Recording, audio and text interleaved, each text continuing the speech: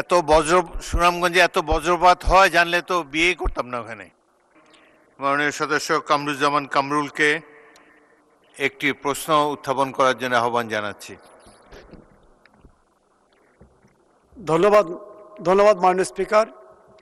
আমি মাননীয় মন্ত্রী মহোদয়ের দৃষ্টি আকর্ষণ করছি, আমাদের এই অঞ্চলকে নাসা এবং মেরিডিয়াল বিশ্ববিদ্যালয় 2017 সালে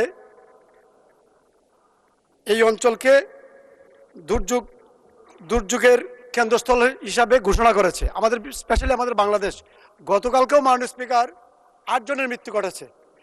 এটা প্রতিনিয়তই বাড়তে শুরু করেছে মাননীয় স্পিকার। আমার মন্ত্রী মহোদয় বলেছেন এখানে সাইরেনের ব্যবস্থা করবেন। আমার এই অঞ্চল মিনিমাম একটা হাওর 10 থেকে 15 কিলোমিটার ডিস্টেন্স যখন হাওরের মধ্যে থাকে। আর আমাদের মার্চ থেকে মে পর্যন্ত মূলত এই সময়টাতেই এইগুলি মানে বজ্রপাতটা বেশি হয়। তো ওই সময় আমাদের হাওরের কাছ থাকে, আমাদের জীবিকা নির্বাহ হয় মূলত ওই হাওর থেকে। মাননীয় স্পিকার, এইখানে যদি সাইরেন দিয়ে তো এটা সমাধান হবে বলে আমি মনে করি। মাননীয় স্পিকার, এটাকে আমাদের আশ্রয় কেন্দ্র করা যেতে পারে, বজ্র নিরোধক দণ্ড বসানো হতে পারে এবং সহজলভ্য মানুষ যাতে হাওরে যাওয়ার পরে মাননীয় স্পিকার যদি একটা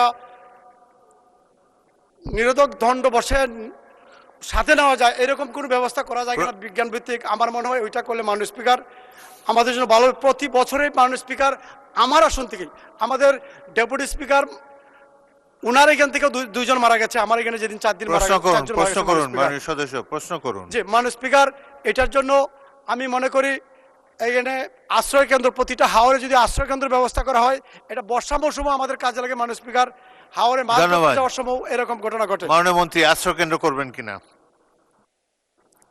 মাননীয় সংসদ সদস্যের প্রস্তাব অত্যন্ত সুন্দর। আমরা যেহেতু বন্যা আশ্রয় কেন্দ্র করে থাকি, আমরা ঘূর্ণিঝড় আশ্রয় কেন্দ্র করে থাকি, এগুলো আমরা মাল্টিপারপাস ইউজে করে থাকি। সাধারণত স্কুলগুলোতে আমরা এইসব করে থাকি, যখন সারা বছর সেখানে শিক্ষা কার্যক্রম পরিচালিত হয়, অন্য সময় যখন দুর্যোগ আসে লোকে আশ্রয় গ্রহণ করে। তো আমরা এটি অবশ্যই একটি খুবই ভালো প্রস্তাব। আর বিজ্ঞান ভিত্তিক যে নিরোধক যন্ত্র, এটি আমি অবশ্য আমার প্রথমেই বলেছি, এটা নিয়ে আমরা আলোচনা করেছি। ইতিমধ্যে আমরা সিদ্ধান্ত গ্রহণ করতে যাচ্ছি যাতে করে হাই পাওয়ার, যেটিকে ওই সময় বজ্র যদি হয় তাহলে সেটাকে শুষে নিতে পারে, সে ব্যবস্থাটা আমরা করব।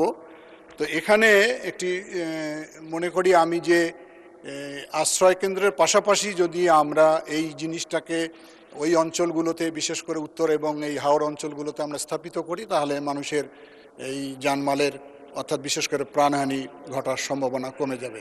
ধন্যবাদ মাননীয় স্পিকার।